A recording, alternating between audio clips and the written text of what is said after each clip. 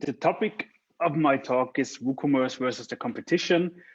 So trust me when I say WooCommerce is it.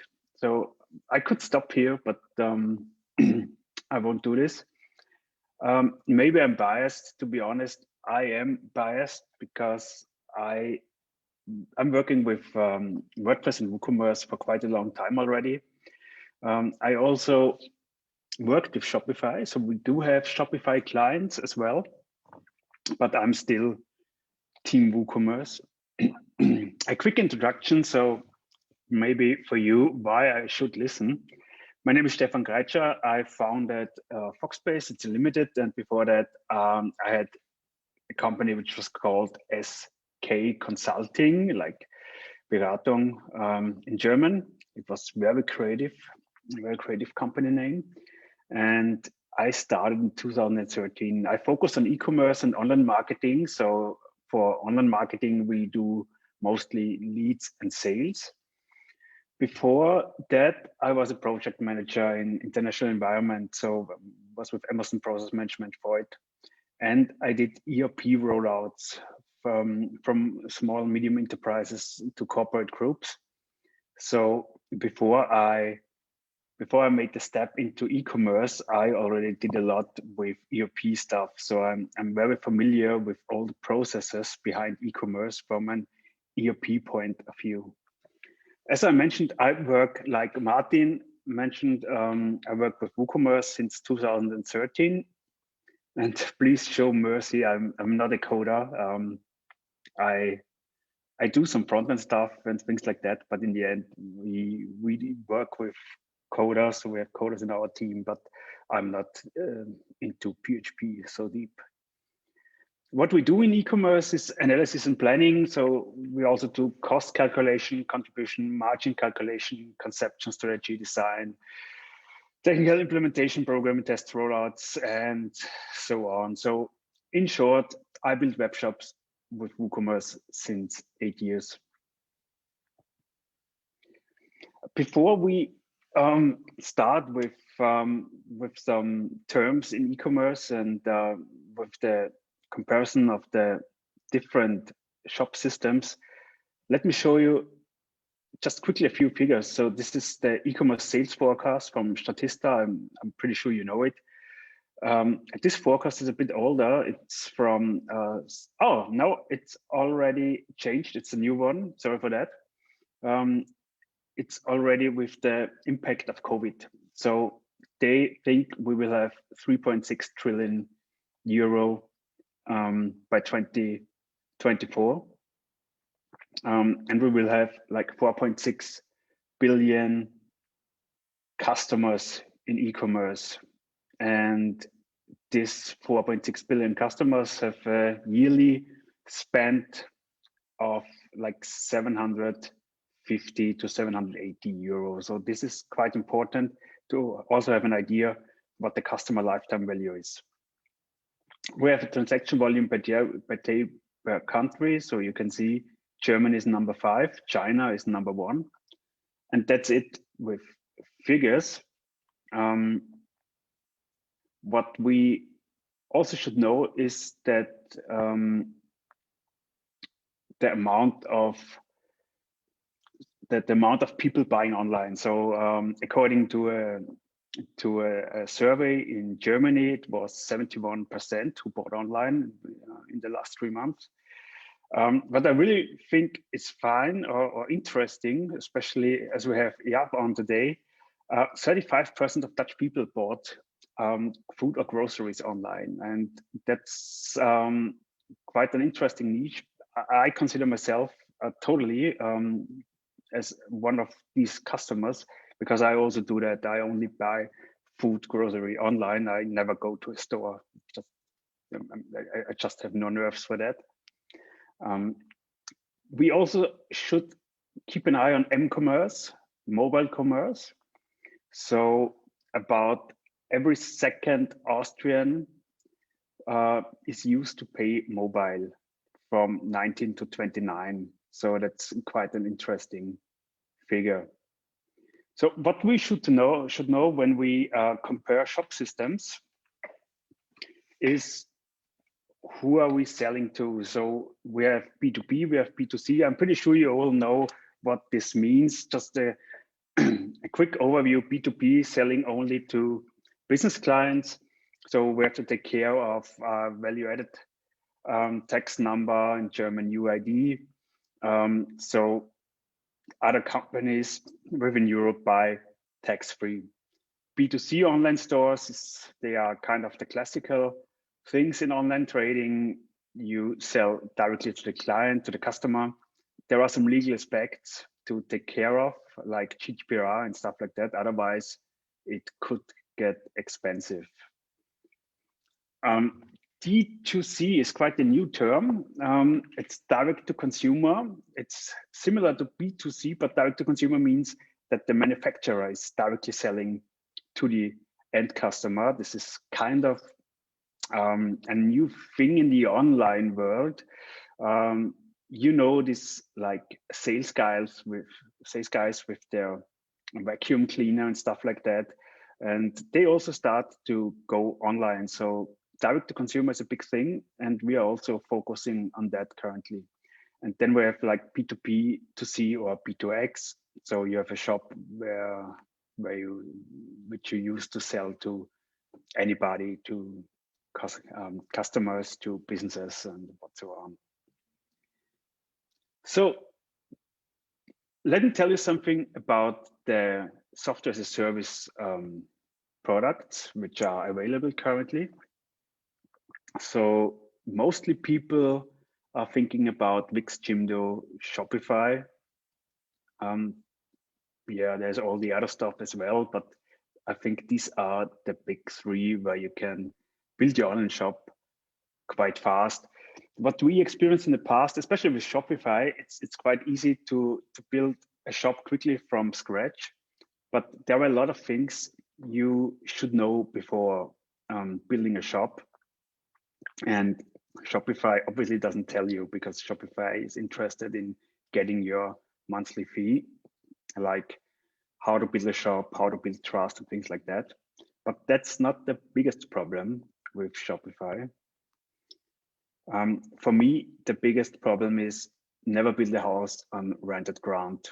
So what you're doing with all this software as a service stuff is you hand over your future, your possibility to pay rent to a company you don't know. And you don't know their goals, you don't know when it will be sold, you don't know what things they change, whatever. So from my point of view, I would never build my business on a rented ground.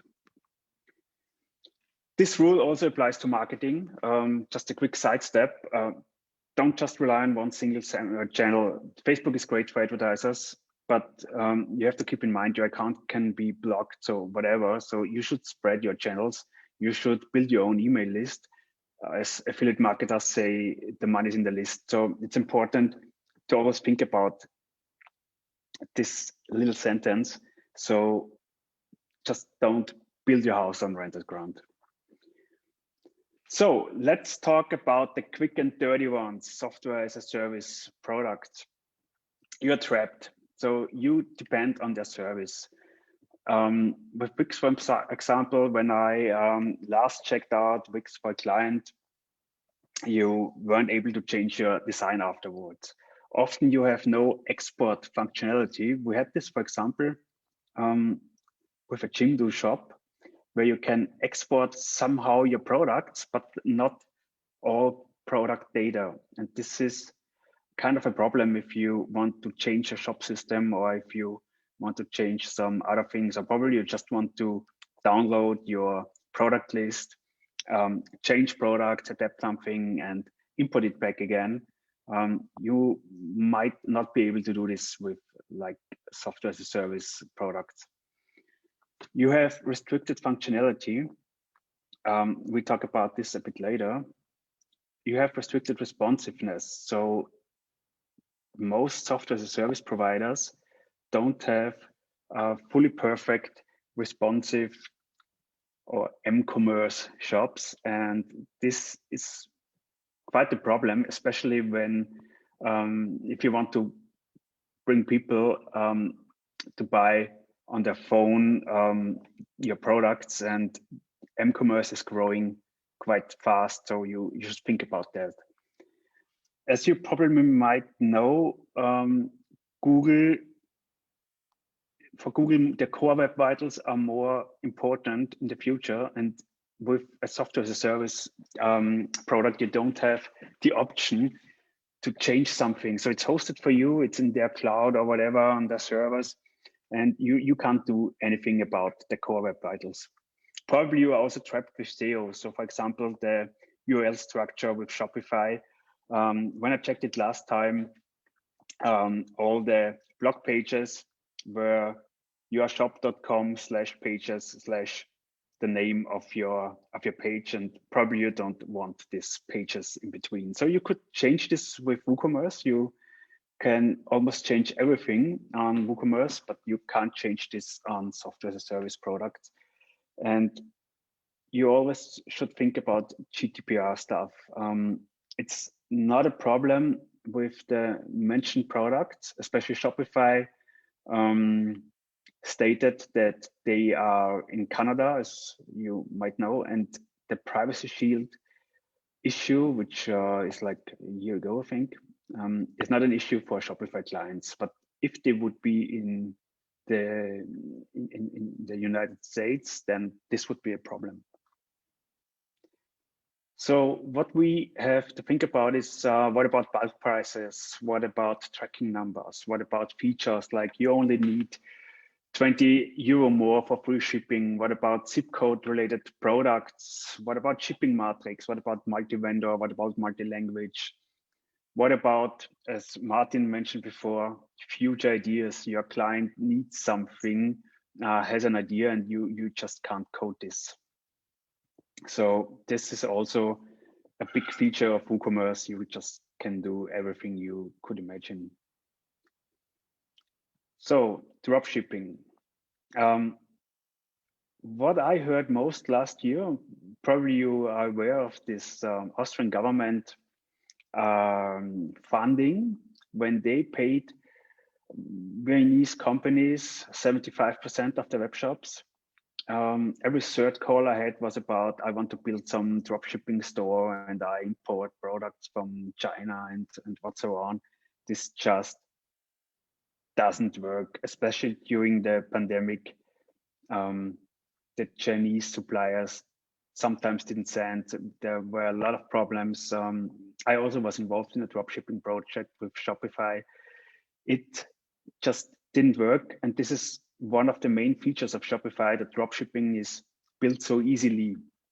But it just doesn't work out as easy as it seems to be, just because the functionality of Shopware with a plugin called Overload is doing that so easy for you.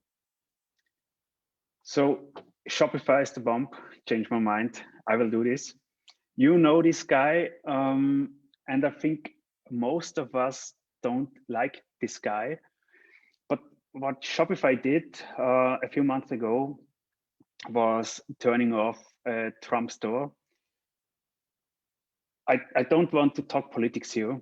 I just want to show you the option your providers have. So we are back on rented land.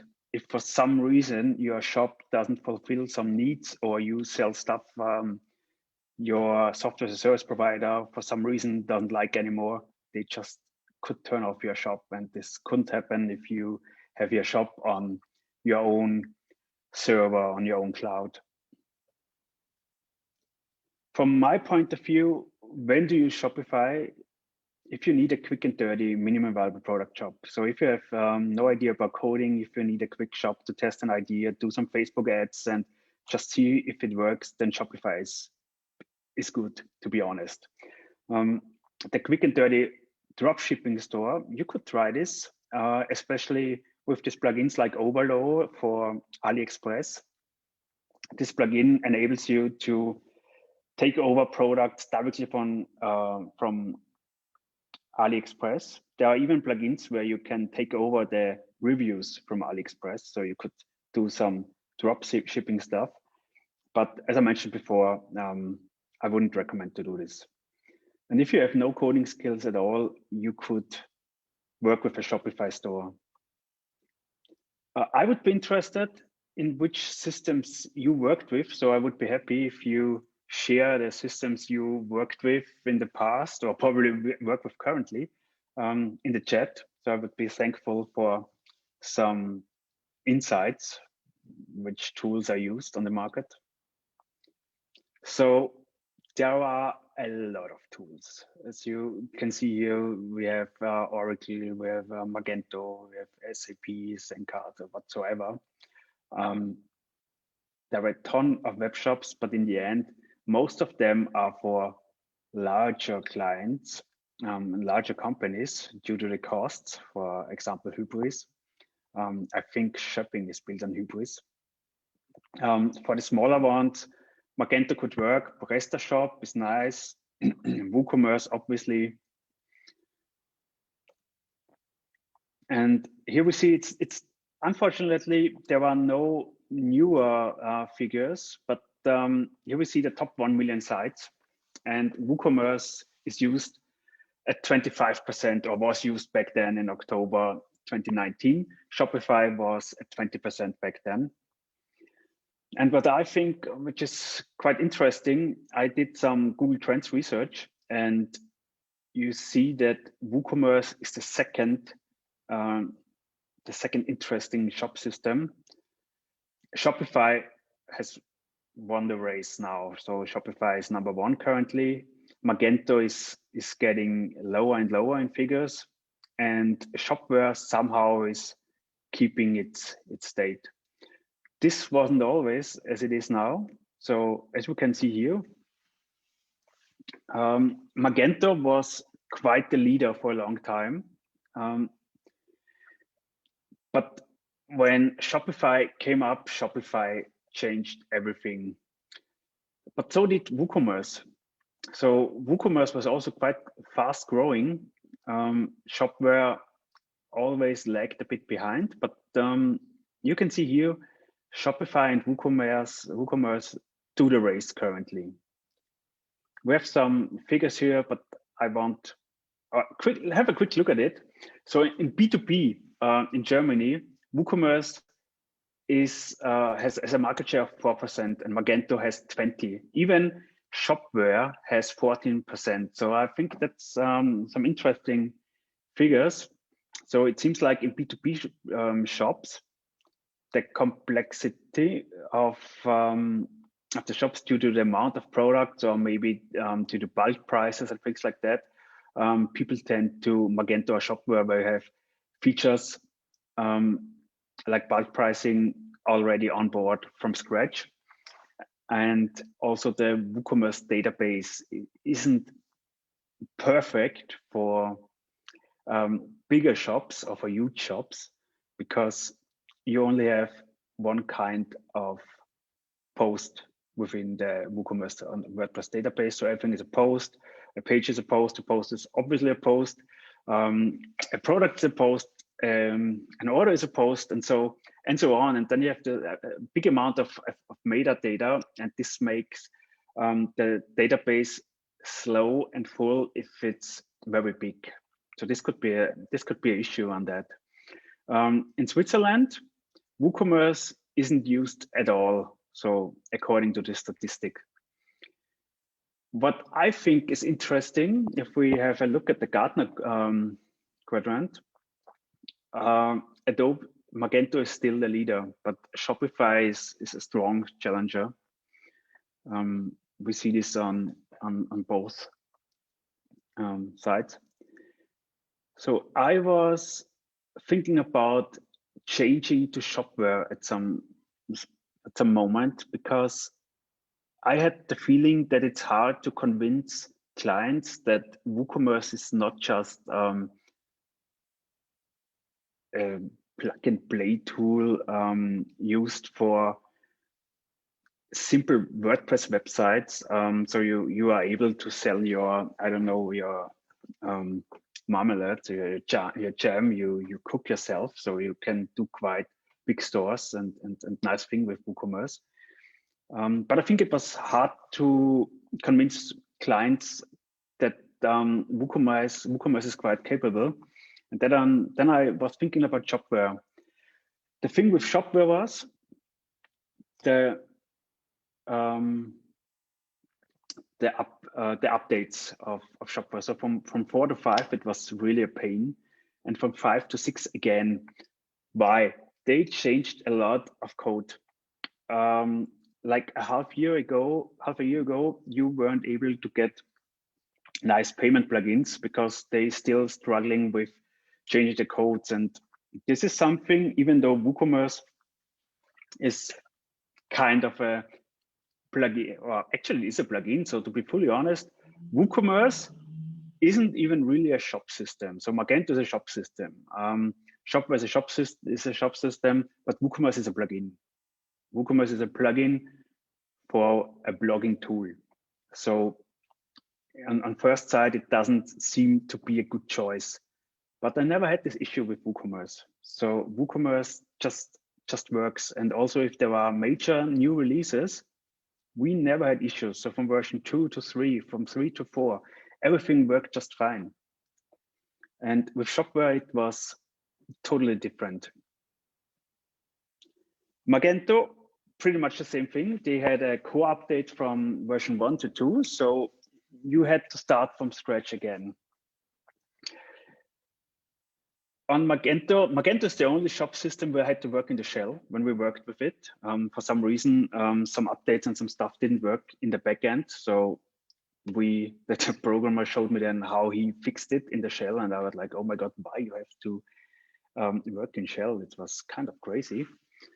Also this theme stuff, if you build a new shop, there is no way to just import a theme and it works from scratch. It's quite user unfriendly and it's huge. So what we see here is a screenshot of a plain Magento shop. It's quite fast. So it's only 1 megabyte, but it has 213 requests, and I'm wondering, so why does a pretty empty shop needs 213 requests? That's kind of weird to me. So when we talk about e-commerce systems, we should think about what our customer is expecting.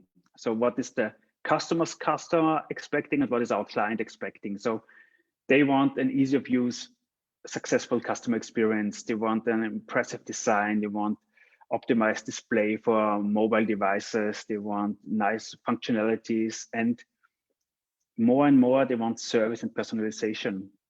And this is something we could add on with WooCommerce. So you probably know they already, beside the recommendation engine WooCommerce has from scratch, you also could add plugins like that. As an operator, you obviously need a flexible administration, easy processes. You want reporting and analysis for complete mapping of the customer journey. So this is something which is a bit not perfect on WooCommerce. So the reports, you probably know them. They aren't perfect, but they work. There are also plugins to get better reports. And the mapping of the customer journey we do with Google Analytics. So we do custom reports, and with Google Analytics, we know what we need to know. Network interaction with most diverse touch points. I think that's very interesting because Martin just told us how he coded an app for WooCommerce and coupon codes. So you see, there is a community adding value to WooCommerce, and this community is huge. And there are new things, new options every day. Probably you might think about using the latest technologies for further development. I wouldn't agree on that, because even though everybody says PHP is dead, I only work with JavaScript. There are some JavaScript job solutions, but there is no community and they aren't perfect yet. So from my point of view, still the good and old WooCommerce is a perfect shop solution. So WooCommerce works for everything. So you can use it. You can work with WooCommerce as a startup, as a small and mid-size enterprise.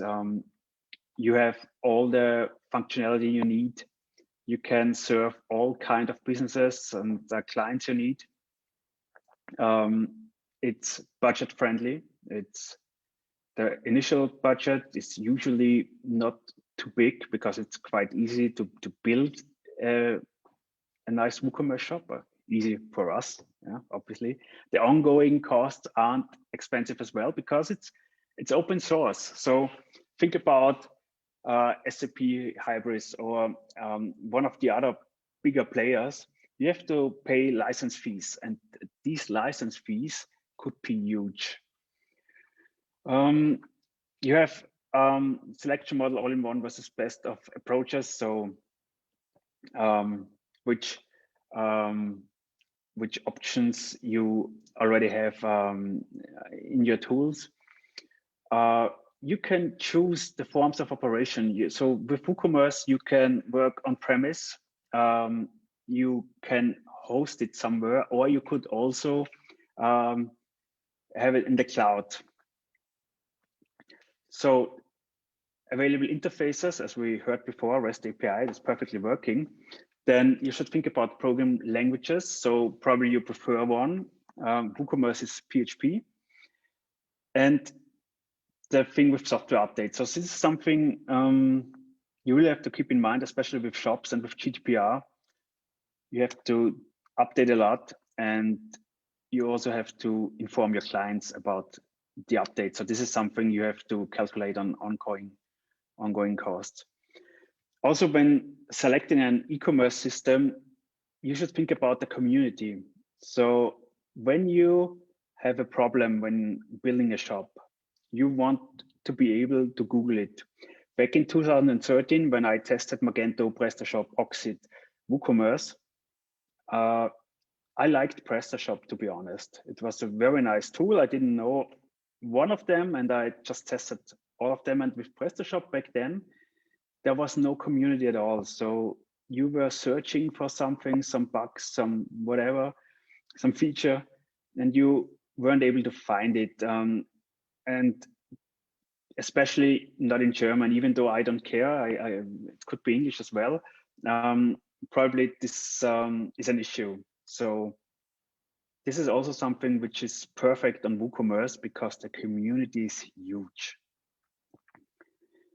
So what elements of a web shop are we thinking about? So for the customers, the front-end design is obviously visible, the URL as well. We should think about the search bar. So if you have a lot of products, you should implement Ajax search, which probably even has auto suggest. So you already get an idea of what you're searching for, and you probably might be able to click on it. A user account. Back then, when I tested Jimdo, for example, there was no option for user account. So with every order you have, the customer was forced to give you all his details again. And I think this is quite annoying. So I want to be able to have a user account and to see my last orders and to have my address stored and things like that. The shopping cart, obviously, this is something which we also should be able to optimize for conversion rate optimization. Payment, this is also a good thing because as we have ERP here today, on Shopify, you are forced to use the Shopify payment. There is no other solution, and Shopify is earning money with every euro you sell. So obviously, every payment service provider is earning money with every euro you sell, but there's a big difference in the amount of money. So we are talking about, I think, something like 3% to down to 1.5%. So it's almost double the amount you have to pay here. We have email dispatch, and obviously we have legal GDPR. For our customers, invisible is the IT hardware. Okay, we don't care about this: databases, modules, coding, interfaces, API, and back-end admin. But this is also something we have to keep in mind when we decide on a new shop system. So what kind of modules could we need on our web shop? A recommendation, obviously. So there's currently, I don't know any of the bigger shop system which doesn't use recommendations. Wish lists, it's quite easy on WooCommerce, for example, you can just edit. Cross-selling, multi-language, it's also something you can't get with some of the software as a service products, and you might grow, your brand might grow, your shop might grow, and then you could have a problem with an only German language. The same thing with currency. Analytics. So what's the option with analytics? Could you add tracking codes? It doesn't make sense from my point of view as a marketer as well to make ads if you aren't able to analyze them. So if I don't know who visited the page, if I don't know who visited a basket, or especially who bought, then all my marketing efforts don't make sense, because in the end, I'm not able to retarget, I'm not able to build custom audiences, I'm not able to build lookalike audiences, and that sucks. So I don't want to show a potential customer a product he already bought. So I want to exclude him from a custom audience. And I also want to make a lookalike audience in marketing, which is a perfectly lookalike of buying customers. So social media integration is also something which we should keep in mind. For example, showing posts, showing my Instagram feed on some pages, or maybe also logging in with Facebook, with Google, whatever. Vouchers and promotions, it's very important. That's something from my point of view, you can't live without. Multi-brand shops, this is also a module, a feature you should keep in mind when searching for a shop system. So probably you want two web shops. You want a Nike and an Adidas shop.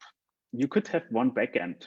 So you could tell your backend which product is shown on which front end, on which store. Magento and Shopware, they have this out of the box. With WooCommerce, we built something similar. It was a bit tricky, but it works fine. So you just have to keep in mind, if you need a bigger multi-brand store or more than 2 or 3 brands, then probably WooCommerce isn't your product, your shop system. Email marketing, marketing automation, that's with some shop systems, you have it out of the box. For example, Magento. WooCommerce doesn't have it, but you have like MailPoet for WordPress. MailChimp is perfectly integrated. ActiveCampaign is integrated already. So you could send emails to basket dropouts. You still have something in your basket. You probably get a 10% discount or something like that.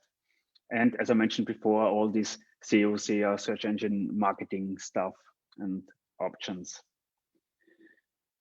We should talk about the database in short. So I'm not sure if everybody of you is into databases or technician. The database stores on one hand all the shop data, so all the content your clients see, but on the other hand, also products, customers, orders, and so on.